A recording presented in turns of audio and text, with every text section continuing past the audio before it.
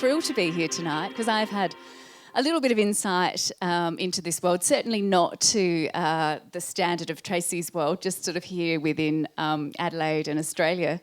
And I have to say, I heard Tracy speak on Friday night in Sydney. I just happened to be up there, so caught Tracy's talk. And I'm going to get you to tell your model story first because, you know, I was kind of likening it to mine, which was really pathetic. But, yeah, what's your most memorable modelling moment? Well, there's lots of memorable modelling moments. I have to pick one. Okay, the most scariest one is when I tripped with over Naomi Campbell.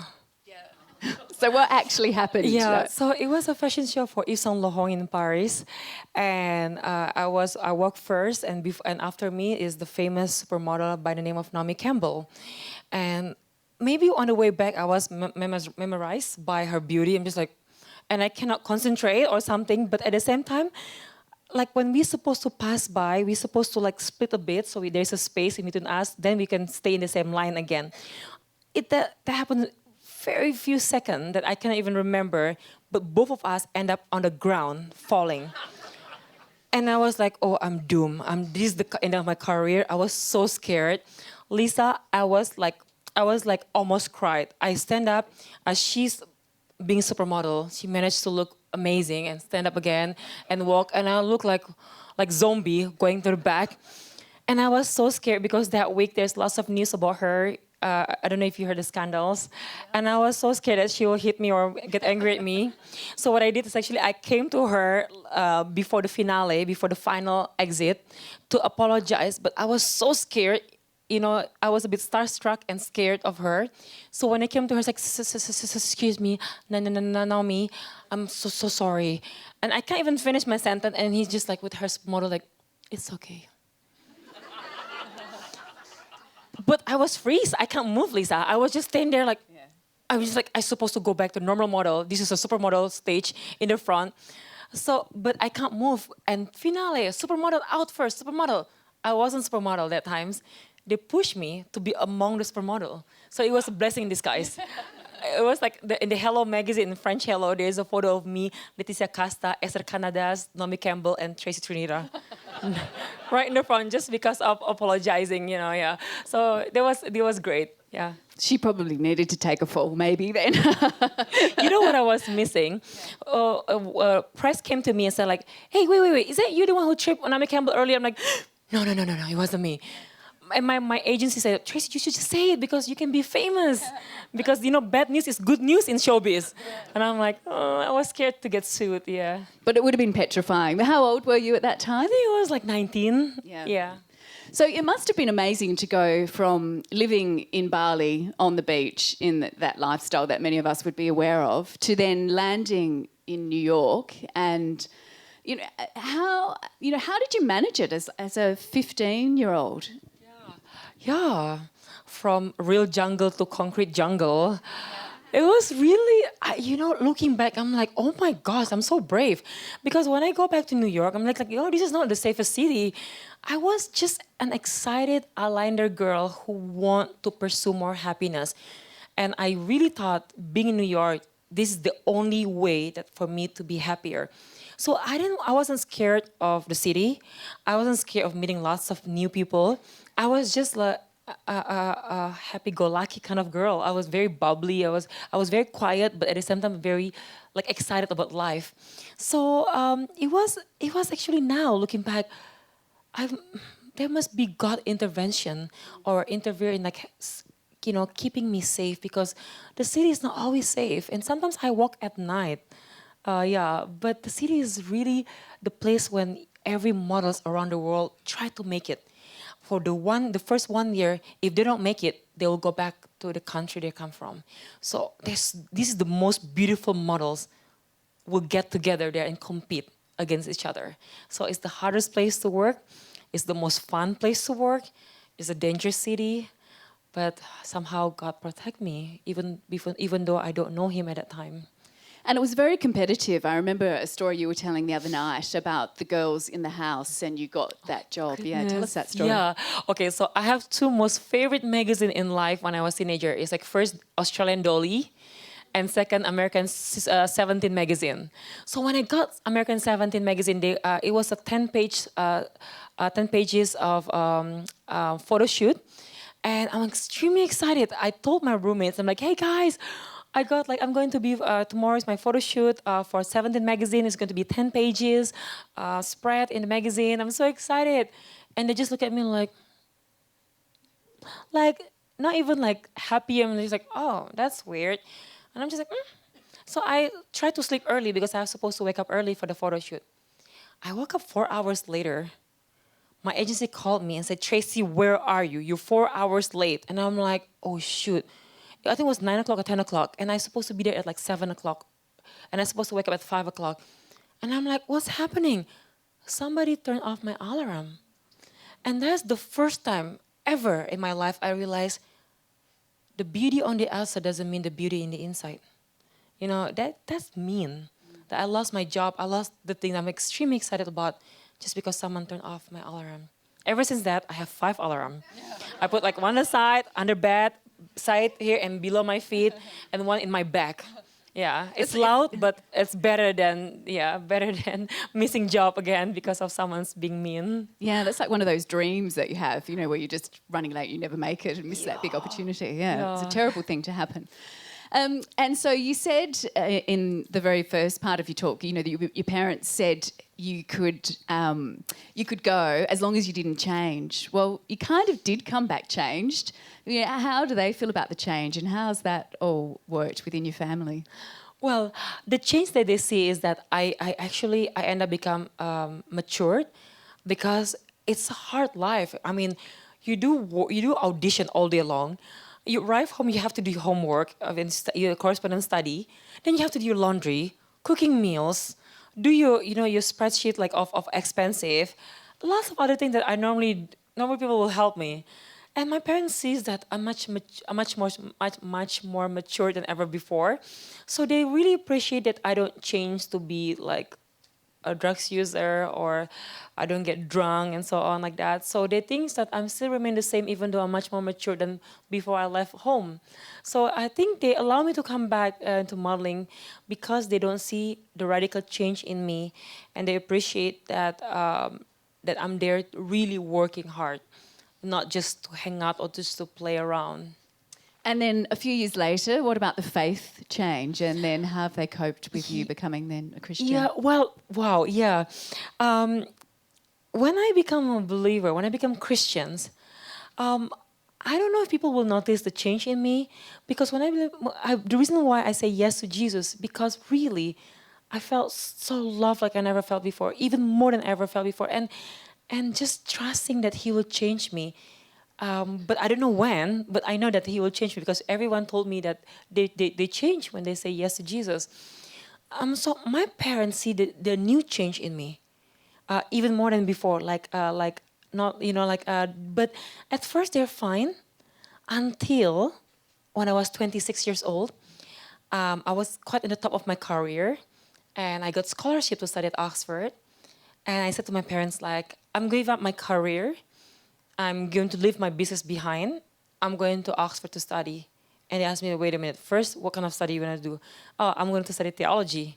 And they're like, wait, what? Why do you give up your career? Everybody wishes to be famous and rich, and here you are give up those two in order for you to pursue education that which you can do later when you're already rich and even more famous. And theology, what do you want to become? And I was jokingly like, I want to become a missionary in the jungle. And my parents like, I just don't understand about you, seriously. I think that was the first time I realized that they just think I'm crazy. And well, it was the best decision of my life. I think my dad later on realized that was really impacting me even more than ever before when he went to church to hear me preaching for the first time in English, and he called it a miracle. Did he really? Yeah. Yeah, because English is my third language. So I speak Indonesian, Portuguese, and English is my third language. If you met me like 10 years ago, I can't do this. I cannot speak in English properly. I speak broken English. But my dad thinks that this is a miracle. And this is, he been putting me into a English school since I was 10. And it just doesn't register. Yeah. So he see the miracle of Christ, even in the language ability is getting better. And so in your time at Oxford, was there any sort of one moment or one particular theory or something that you studied that was, that then you felt like you really knew, that you were assured that you'd made the right decision? Yeah, yes. So when I was Christian for 4 years before I go to Oxford. So a friend of mine in Indonesia will call me like, okay, here you go, the pastor's coming. Because I love sharing what I heard from either from Ravi Zacharias' cassette or CD, or from books, or from radio, or from the sermon that I heard on Sunday. I just love reciting what I heard. And people, all my friends was like, oh my goodness, the pastor's coming, they know how much I love sharing about this good news. But then when I went to Oxford, it's like I have a small cottage of theology, and God is about to build a castle, and is just being destroyed and rebuild a new one. I learned everything as if I learned from the beginning again. And after the second year, when I realized the richness of the gospel and how it's so profound and how it's transformative and how it's so true, and this is what what people need to hear. And I realized I cannot just keep it to myself. I need to share this. But then I'm like, how? So I said this prayer. I said, God, I don't really, this is the second time I really, really asked God to just please speak to me. The first one was when I asked him to reveal himself when I was I think I was 20 to 21 at that time in New York. And in this time, it was I was 26 to 27 years old. I said this prayer, God, if you want me to share this good news, to be a full-timer in ministry, to just focus into sharing this amazing news, please give me sign. The sign will be somebody from a church, a pastor, will offer me a job to work at his or her church as a pastor. There'll be the sign that you want me to be full-timer, and I promise you I will leave my businesses behind. Because at that time, it was temporary behind, I'm just studying, but when I come back, I still have business and modeling world that I can come back to. But if you don't send that, means that you want me to go back to the marketplace, then I will be sharing the gospel still to the marketplace as someone who works in the marketplace. I was thinking Lisa, I was there's no way a pastor will offer a model a job to work as a pastor in his or her church. There's no way. God sent somebody from Jakarta, my old pastor, to study summer school and ask me these questions. Pastor Dave was asking me, so Tracy, once you're done with your study, what are you going to do? I'm like, I don't know, Pastor Dave, I'm still praying. Why don't you work for us? We work as a pastor in our church. And I'm like, okay, Lord, Jesus, that's my full-time calling now, done. So I sealed the deal. And that was my new phase in life, that I committed to work as a pastor for 4 years before I became itinerant speaker. And then, so did you kind of miss the modelling world at all? Or is there anything about it that you miss now? Yeah, well, when I worked as a pastor, I was so happy to become a normal person for the first time. I'll be going to the market and people will be like, hey, you look familiar, but I don't know who you are. I'm like, yes, they don't remember me. It's so weird because, since I was 14, in Indonesia alone, whenever I walk, people will call my name. It feels so strange, people calling your name and you don't even know them. Yeah. And but for the first time when I work as a pastor, because I was away for 3 years, and people forget me. And I realized, one thing I realized is really very unique is this. People often pursue fame because they want to be loved and appreciated. But what is fame? Less than 10 years, people forget about me. People look at me in the street or in the market and thinking I know you from somewhere, but I don't recall you. Why would you want to pursue fame if you will be forgotten in less than 10 years? I remember the freedom I have that I can be anywhere without people noticing me, and that was really great. And do I miss modeling world? Probably the only thing I missed at that time was the traveling part of it and also the finance part of it. Because I remember when I received my very first paycheck as a pastor, I'm like, is this weekly salary? This is my 3 days pocket money for food only. And I realized that my life about to change, to live simple life and to just really trust God. But I promise you, I never felt happier than that moment when I really live according to God's plan, and I really lived. That was actually the happiest time. And even it was simple, but it was meaningful. And I built lots of strong fellowship and friendship at that time. Yeah. So that was really your purpose. It was really great. Yeah, finding that real purpose. Well, my phone's going off. I can hear questions coming through from the audience. So I'll read you a couple of these now. So as a model, did you have lots of pressure to decrease weight or conform in some other way? Yes, modeling is very unique because especially different countries have different sizes. And I remember, some girls just born naturally skinny. They can eat everything. Like Giselle Bündchen, I went to her house, Giselle, the Victoria's Secret model. And then I remember like she eats so much and I'm just like, wow, and she's so skinny. And I remember my friends, another model in the New York apartment, like she have one apple, she only ate half and she put it back in the fridge. I'm like, why can't you just finish it? Oh, that's my dinner, my lunch tomorrow. I'm like, half apple a day? And that was crazy. But see, the industry want you to be skinny. And some of the models are lucky enough, but some others is not. So the one who's actually doesn't have the genes, skinny genes, they will do their best to just be skinny because they want to make it in the industry. And there's lots of complication in the future. Like when they're getting older, like bone and lots of other things, lack of minerals and vitamins from the young age. Maybe they don't feel the impact now, but it will come to them one day. And we noticed that there's an article a long time ago, there's some older models in their 40s, 50s, they regret it of the eating behavior when they're teenager because they pay the price later. And this is not only in modeling world because I visit lots of school across Asia, and lots of young people have eating disorder because they want to be skinny the way people looks in the magazine, and the magazine want to look skinny because the other friends in the magazine also look skinny. So I think the one who create this, the skinny become a trend is people who actually probably hate it, but they end up being in it because everyone else believing that actually that's where beauty is. And it's just not right. I think there's a time when the modeling actually, they give a new law that you have to be at certain size, you cannot be too skinny.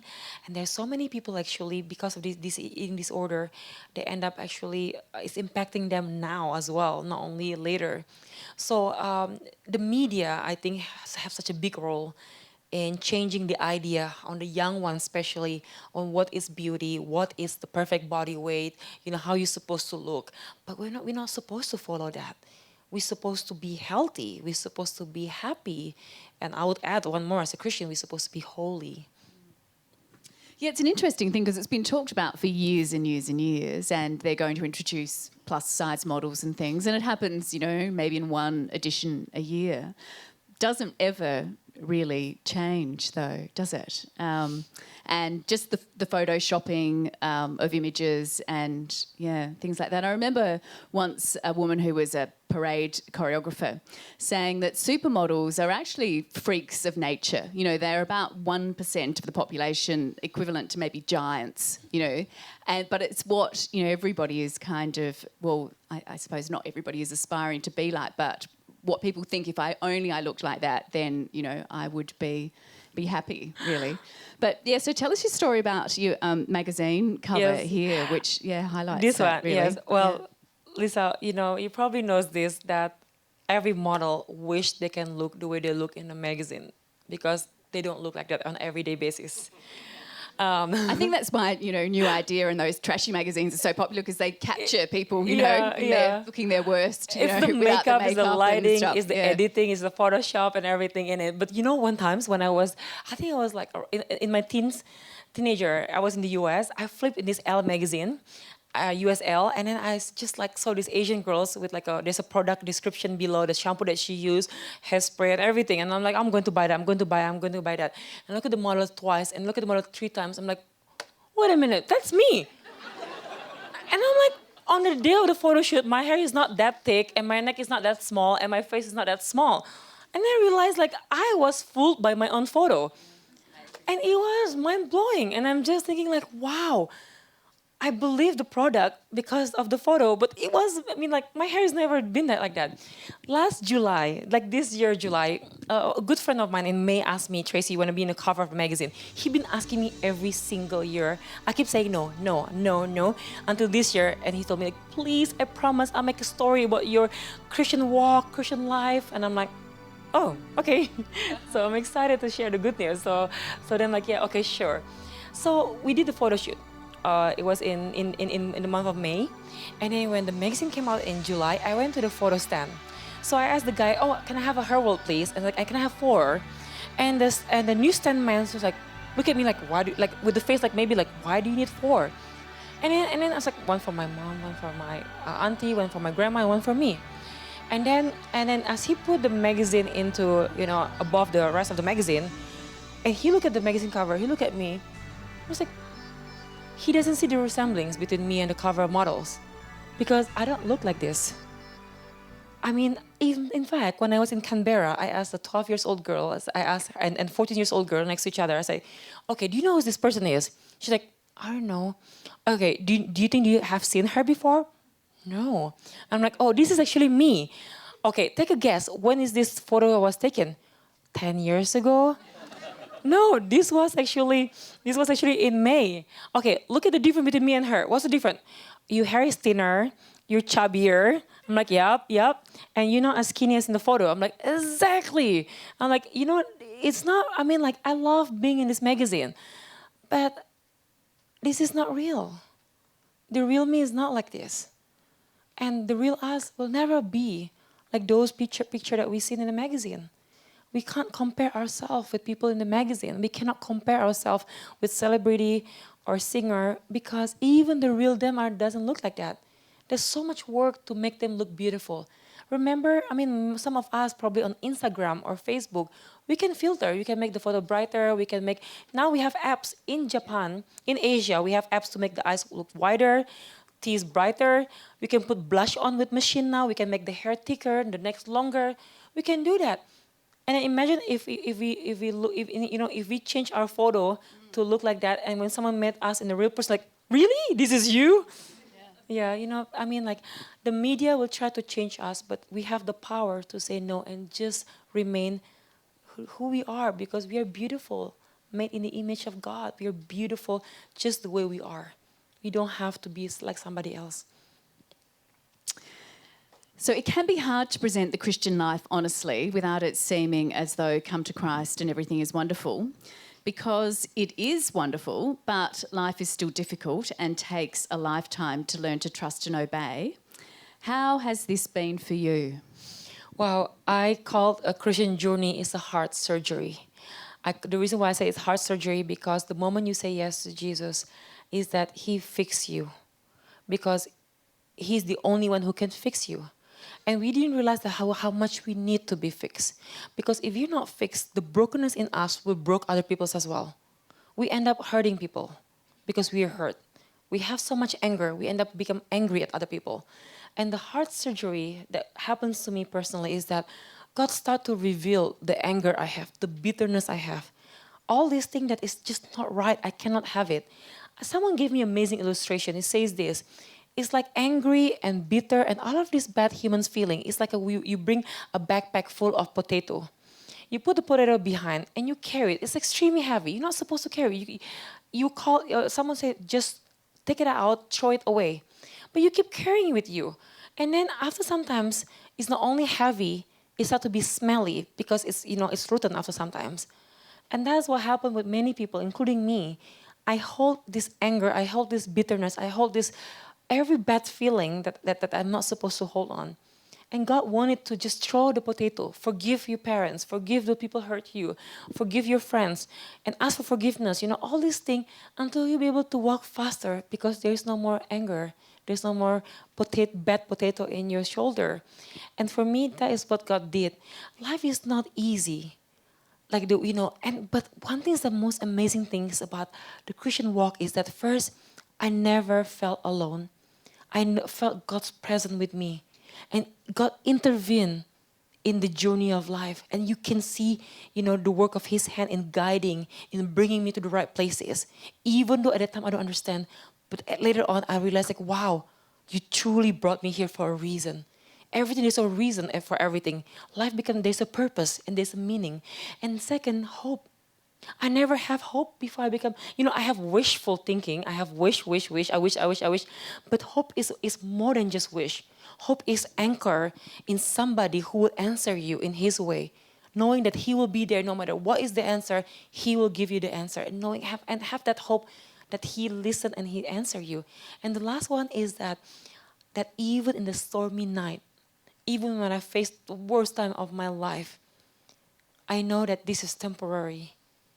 And I know that God that I worship is God who had the experience of suffering. God knows more than my suffering because he suffered also.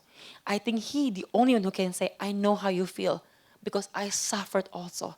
When he was mocking by people, on the cross, bleed and died. And he can say, because he experienced the human pain even worse than what we experience. So I think if God knows that, when we cry to him and pray to him, we know that, he can relate to that because he's been there. And we know that there's always beautiful rainbow after stormy night. And that is the hope that I have.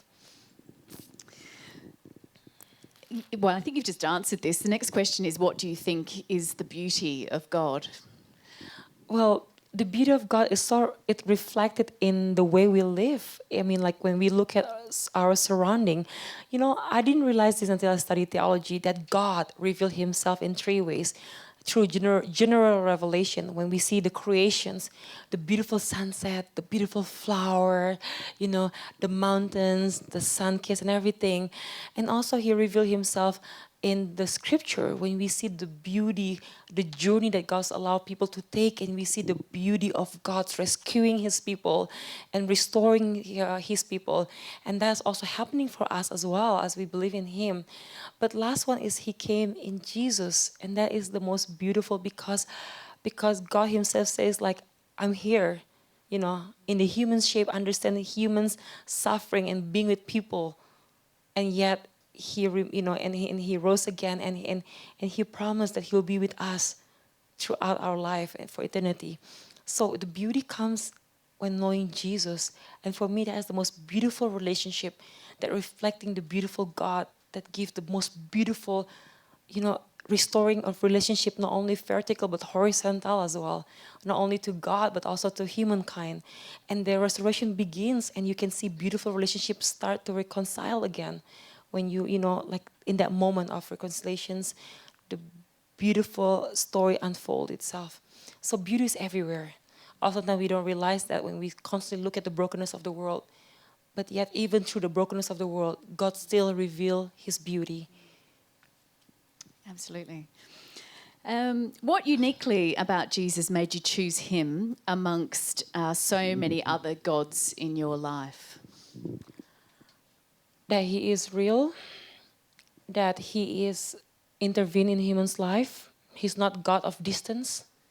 He's not God who have no story, no beginning, and no description of his character and personality. He have eyewitnesses that have met him. More than 500 people met him after he even rose again. So the evidence was so many evidence about his presence on earth. But even when he rose again to heaven, he promised that I'll never leave you nor forsake you. And that is true. Because even though when we don't see him visibly, we felt his presence. We felt his love, and we felt his guiding us through this life and work in our hearts in a way that the heavenly lifestyle, it begins as we live on earth. And for me, that is truly God that cares from human being.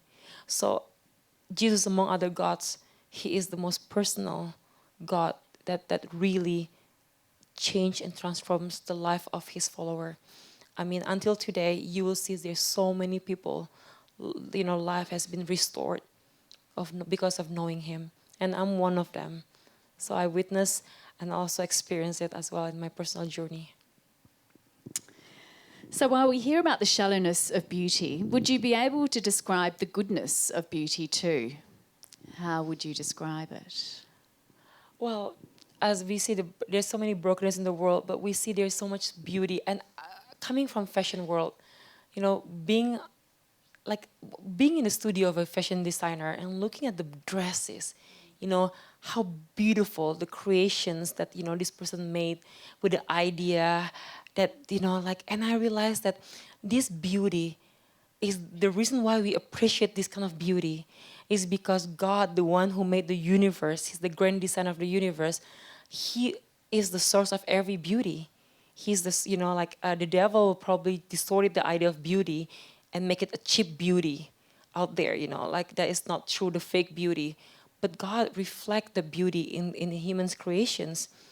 That is when I see as a fashion designers create a beautiful dresses or painter create a beautiful painting. There's so many beautiful things around us.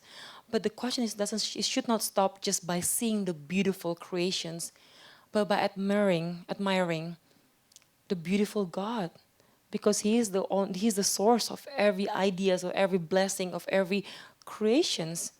And I remember, I was at Johns Hopkins University a long time ago, listening to these talks. He said, there's no way animal will ever appreciate beauty. You can give amazing diamond to a monkey, he's just going to smash it and throw it away. But if you give it to your wife, she will love you forever.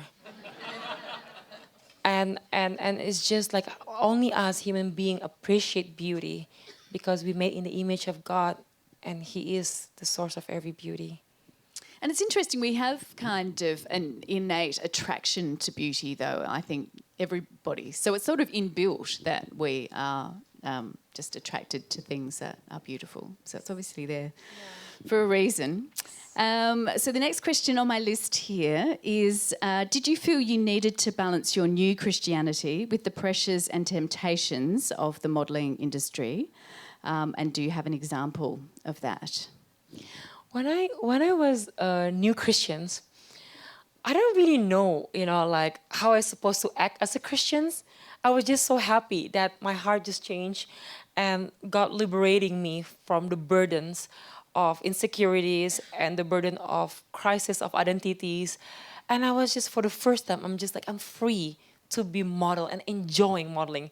Actually, after I become Christian, for the first time, I really enjoy modeling work. Because for the first time, I don't have to impress anyone. I don't have to pursue money and fame. I would just work because I love it. Because it's beautiful. Modeling is not bad. I will never say modeling is bad. It's bad when we choose wrong decisions as we work in the modeling world or as we work in any other work field. But I went to New York working as a model. I stayed in the model's apartment, and every Sunday I'm committed to go to church. I remember on Sunday, I have to go back to church. My model's friend just got back from party, and that's normal. So I say hi to them, and and she told me one of them asked me "Oh, you look nice. Where have you been?" And I said well, I went to a party in the house of God, and then they're like, "Oh, what kind of thing is that?" And I wasn't, because my English was very broken, so I was just taking note. I took a note on the sermons. I just reciting what I read from the church. Okay, so Jesus says this, and then the pastor says this. This is the point. This and this and this. And I was just reading out loud. And one of them said "That's interesting. I'll come with you next week. I want to hear that too." And I thought she was kidding. And then the next week, she didn't go to party on a Saturday, and on Sunday, the two of us went to church. And when we come back, the rest of the models is sitting in the living room, and it's okay, now the two of you. So now the two of us ping-pong each other about what we have learned, what we heard from the sermon. So I said to my friend, do you remember when the pastor says this? I know, it was amazing. And do you remember when he said this funny joke? And then, so we just reading out loud of the notes that we have. And then one of the girls are maybe I'll go with you. I think it was maybe 6 or 8 weeks later, 5 of us went to church. Can you imagine being a man in that church with these 5 supermodels? You would have been assured there was a heaven, or the angels are coming down, or something. See, you know what I was getting from the experience, that people have opinion about Christianity without knowing what Christian is all about. Christians have the worst press, out there. Yeah. But when you find out, when you come and experience it, come and just listen. And come and get to know and read the Bible, and you'll be surprised and to see how it's actually amazing. It's an amazing message. And it's not only just words, but words that touch your heart and bring life. And it's just, I really think that, I honestly, whenever people have opinion about Jesus or doesn't like Jesus, I say, me too before. But please, please, I beg you, find out first. Read about him, read his biography. The book of Mark is probably the easiest one to read. And, or John is very beautiful, but read his biography. Get to know him before you judge him. Imagine this. Imagine when people have opinion about us, people don't like us for no reason. I'm sure there's people out there who doesn't like, us individually. No reason. They don't know us. They don't know anything about us. They just don't want to have anything to do with us. They don't like us. But we wish they can get to know us. Because when they get to know us, then they finally realize we're not as bad as what they think of us, right? Yeah, so let's not be judgmental about Jesus, but let's get to know him first. Then we can decide later. So we've probably got time for one last question here. Yes. What made you want to be a pastor as opposed to staying as a Christian in modelling? Yes, I believe that everybody called differently. And I believe every Christian is on mission field. Mission field not to convert people to become Christians, but to share the good news that how we change because of what Jesus Christ have done on the cross when he died to save us and to renew us. And that is such a amazing news. And I truly believe that, if you have the cure of a disease that, that ruins people's life, and it cured you, you met the great physician, it cured you, will you not introduce these great physicians, this great doctor, to those who are still not well? And I wasn't well. I was sick in the inside. I know that well, until I met the great physician, and he healed me. And I want to tell people who are still not well, like, I changed. I'm much better now because I met this amazing doctor. And that's what Christians do. Christians share what Jesus have done in their life, what God have done in their life. And that's what we are called to do. Some people are called to share the news, the good news in the marketplace, at school, at where they work, where they study. And some people are called to train people to go deeper by working as a full-timer in ministry. But for me, there is no because in Indonesia, people often think like, oh, when you become a full-time ministry, then you're holier. No. It's just your job title, that this is your calling in life. But you have the same responsibility to live authentically, to be real, to trust God, and to share that good news. And I love what I do. It really, it brings such a delight. Even when from the worldly perspective, people wonder but why? I give up modeling in the top of my career when I can make so much money. And even when I used to work as a pastor, in the second years when I work as a pastor, the temptation was there. Someone offered me a job to work in amazing like a soap opera with such a big money, $3,000 a day. And I have to say no to that because my calling is important. Because my calling is not a matter of now, but it's eternity. It has eternity perspective on it. So it's extremely important and crucial because we live here only temporarily. We don't live here forever. So it's much better to invest in something that have eternal value, that is not only for now, but it's also for us in the future, to bring to the, for us to enjoy later as well in the future under the sovereign hand of God. Yeah, so it has been amazing time of ministry, full of ups and downs, but that's where God refining me and steer my heart and change me constantly. So Christian walk will never be perfect. I'm not perfect, but there's a perfect God is constantly at work in my heart, and I accepting Him to keep molding me and to be Christ-like. Well, it's been inspirational to meet you over the last few days. So I've been privileged to have a little bit more time with you, and I'm sure we could talk for hours, but I think we probably do need to wind up. So thank you for sharing your story. Thank you so much, and I would love to meet up with all of you out there. I will probably remember 30 names, but I would love to actually hang out with you again and also meet up with everyone else after these talks. Yeah, thank you so much. My pleasure.